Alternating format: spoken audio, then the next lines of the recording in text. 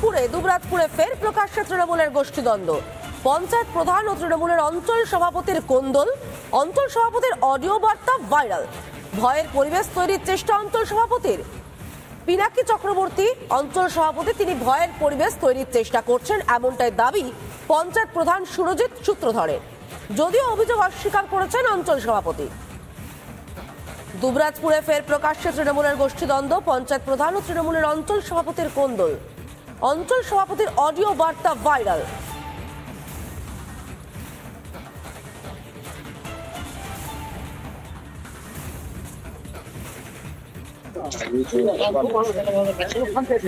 এখানে যে কেউ অশান্তি করতে আসে একবার হাতে দা নিয়ে নিয়ে এখানে যে কেউ অশান্তি করতে আসে একবার হাতে দা নিয়ে নিয়ে তবে অঞ্চল সভাপতি পিনাকি চক্রবর্তী অস্বীকার করেছেন, বলেছেন এই গলা তার নয়। পাল্টা পঞ্চায়েত প্রধান সুরজিৎ সূত্রধর, তিনি বলছেন পিনাকি চক্রবর্তী ভয়ের পরিবেশ তৈরি করার চেষ্টা করছেন। এই অডিওটা আমি শুনেছি, তো এই অডিওটা গলা আমার নয়, এটা অন্য কেউ আমার গলা করে এটাকে ছাড়া হয়েছে আমাকে কালিমাত্র করার জন্য। আর এইটাও ঠিক, যারা ছেড়েছে এই অডিও, যে কোনো গরিব পাড়াতে রাতের অন্ধকারে যদি কেউ ওখানে সন্ত্রাস করতে যায়, অশান্তি করতে যায়, সেখানে মা বোনেরা নিজেদের প্রাণ বাঁচাবার জন্য তাদেরকে বুঠি নিয়ে এলাকা থেকে তাড়তেও পারে, এটাও ঠিক। আর এই গলা আমার নয়, এটাকে আমাকে কালিমুক্ত করার জন্য, আমাকে খারাপ করার জন্যই অডিওটা বাজারে ছেড়েছে। যখন গিয়ে দেখি ওনারা, ওদের বাড়ির পুরুষ কেউ ছিল না, মহিলারা ছিল। মহিলারা বলছে, ভয়ে বিধ্বস্ত হয়ে বলছে, স্যার আমরা কোনো সাহায্য নিতে পারবো না, আমাদেরকে বারণ করে গেছে, সাহায্য নিলে এই করবে। আমরা বললাম ঠিক আছে, যখন এরকম বলে গেছে তো পঞ্চায়েতে যাবে, পঞ্চায়েতে যে কোনো সাহায্য লাগবে আমরা তোমাদেরকে সাহায্য করার চেষ্টা করবো, এই বলে আমরা চলে আসি। ওইখানে গিয়ে দেখি, আমরা চলে আসার পর ওইখানে শুনি কিছু মানুষ জড়ো হয়। গিয়ে পরে এক ব্যক্তি, সম্ভবত পিনাকিদা, গলার আওয়াজটা তো আমার মনে হলো পিনাকি চক্রবর্তী, পিনাকিদা বলেছে কেউ যদি আসে এরপরে দা কাটা নিয়ে তাদেরকে তারা করবে। প্রধান এবং সেই পঞ্চায়েত সমিতির সদস্য স্বামী, তারা যখন সেই বাড়িতে গিয়ে সাহায্য দিতে যায়, সেখানে সেই অঞ্চলেরই তৃণমূলের অঞ্চল সভাপতি তাদের বাধা দান করেন এবং তাদের সাহায্য যাতে না নেয় সেই বার্তা দেন। অর্থাৎ আজকে যেভাবে গোষ্ঠীদ্বন্দ্ব অঞ্চলে অঞ্চলে বিভিন্ন জায়গায় ব্যাপক হারে বেড়েছে, মুখ্যমন্ত্রীর কথা শুধুমাত্র কথাই থাকছে, সেটা দলের কর্মীরা মানছে না, যেটা বর্তমানে লোবাঞ্চলের যে ব্যাপক গোষ্ঠীদ্বন্দ্ব সেটা সব থেকে বড় প্রমাণ।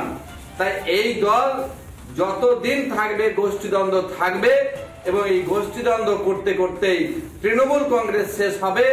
সাধারণ মানুষও চায় এই তৃণমূল কংগ্রেস যত তাড়াতাড়ি শেষ হবে, বাংলার মঙ্গল। গতকাল বীরভূমে খয়রাশোলে বালিঘাটের দখলদারি নিয়ে বোমাবাজির জের। ক্লোজ করা হলো কাকরতলা থানার ওসি পূর্ণেন্দু বিকাশ দাসকে। এই ঘটনায় ইতিমধ্যে গ্রেফতার তৃণমূল নেতা স্বপন সেন। আরো একবার জানিয়ে রাখতে চাইব, গতকাল বীরভূমের খয়রাশোলে বালিঘাটের দখলদারি নিয়ে বোমাবাজির জের। ক্লোজ করা হলো কাকরতলা থানার ওসি পূর্ণেন্দু বিকাশ দাসকে। বোমাবাজির ঘটনায় গ্রেফতার তৃণমূল নেতা স্বপন সেন।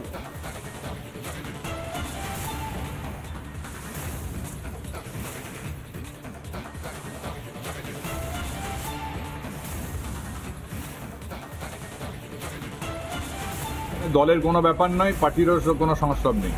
এখানে যেই ধরনের ঘটনা ঘটে থাকে তারা দুষ্কৃতকারী, কাজে দল কোনোভাবে এদিকে বরদাস্ত করবে না এবং প্রশাসনকে বলা হয়েছিল যে যতটা সম্ভব অতি দ্রুত তাদের বিরুদ্ধে ব্যবস্থা নেওয়া হোক এবং তাদেরকে গ্রেপ্তার করা হোক। সেই মতন প্রশাসন ব্যবস্থা নিয়েছে। ইতিমধ্যে আমাদের কাছে যা খবর আছে 8-9 জন দুষ্কৃতকারী ইতিমধ্যে ধরা পড়েছেন তারা, এবং আরও রেড চলছে। এই ব্যাপারে যেই হোক না কেন কাউকে কিন্তু দল রেয়াত করবে। যে ব্যাপক লড়াই, বোমাবাজি, সন্ত্রাস বাংলার মানুষ দেখেছে, প্রশাসন তৃণমূলের এক নেতাকে গ্রেপ্তার করে, কাকরতলা থানার ওসিকে ক্লোজ করে শুধুমাত্র লোক দেখানো, প্রশাসনের পদক্ষেপ না করে আগামীতে সম্পূর্ণভাবে এই ধরনের ঘটনার যাতে পুনরাবৃত্তি না হয় সেটা সুনিশ্চিত করতে হবে। কিন্তু আমরা দেখেছি প্রশাসনের উদাসীনতার জন্যই আজকে এলাকায় সন্ত্রাস বৃদ্ধি পেয়েছে এবং তৃণমূলের এই গোষ্ঠীদ্বন্দ্বের ফলে এলাকায় ভয়ের বাতাবরণ তৈরি হয়েছে।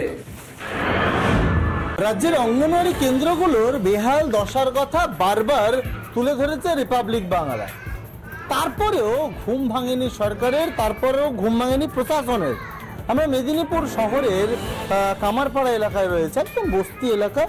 এখানে একটা আইসিডিএস সেন্টারের রান্না হওয়ার যে জায়গা তার অবস্থা দেখাবো। আমার যদি ওপরটা দেখাই, আমার ক্যামেরা পার্সন মৃন্ময় দেখাচ্ছে, এটা মাথার উপরে কোনো চালাও নেই, কিছু নেই, শুধু টিন দিয়ে ঘেরা রয়েছে। দেখুন, টিন দিয়ে ঘেরা রয়েছে এবং তার নিচে ঠিক এইভাবেই রান্না হচ্ছে। যে কোনো সময় বড় ঘটনা ঘটতে পারে। টিকটিক পড়ে গিয়েছে, কোথাও আরশোলা পড়ে গিয়েছে, শুঁয়োপোকা পড়ে গিয়েছে, একাধিক ছবি সামনে এসেছে। কিন্তু তারপরেও ঘুম তো ভাঙেনি। এখনো এইভাবে শহরের বুকে ঠিক এইভাবেই চলছে অঙ্গনওয়াড়ি কেন্দ্রের রান্না। অঙ্গনওয়াড়ি কেন্দ্রগুলো সচ্ছলভাবে চালানো যায় তার বন্দোবস্ত করুক সরকার। মেদিনীপুর থেকে ক্যামেরা পার্সন মৃন্ময়ের সঙ্গে সুদীপ্ত, রিপাবলিক বাংলা। নজর রাখবো বাংলাদেশের দিকে। বাংলাদেশের জামাতিদের তাণ্ডব অব্যাহত। ধানমন্ডিতে বঙ্গবন্ধুর বাড়িতে ভাঙচুর, ইউনূসের পদত্যাগের দাবিতে মিছিল। গোপালগঞ্জে মশাল মিছিল আওয়ামী লীগের। যে ছবিটা এই মুহূর্তে দেখতে পাচ্ছেন গতকাল রাতের ছবি। বাংলাদেশের জামাতিদের তাণ্ডব অব্যাহত। ধানমন্ডিতে বঙ্গবন্ধুর বাড়িতে ভাঙচুর, ইউনূসের পদত্যাগের দাবিতে গোপালগঞ্জে মশাল মিছিল আওয়ামী লীগের।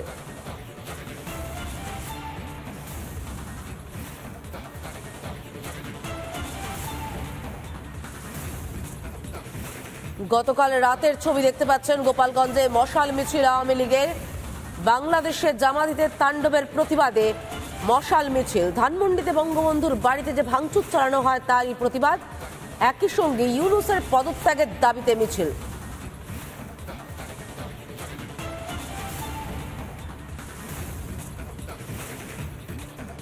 আগামী বছর বিধানসভা নির্বাচন, তার আগে রাজ্য সরকারের কাছে একটা বড় চ্যালেঞ্জ। আজকে বাজেট পেশ করবেন রাজ্যের অর্থমন্ত্রী চন্দ্রিমা ভট্টাচার্য। ডিএ বাড়লে ভালো হবে? হ্যাঁ, ডিএ বাড়লে তো ভালো হবে, প্রত্যাশা থাকছে। ডিএ বাড়লে সবারই ভালো, কমলে হলে ভালো হবে। আপনি খাইলে 100 টাকা লাগে। আমরা তো চাইছি যে সাধারণত গরিব মানুষের স্বাভাবিকের মধ্যে থাক।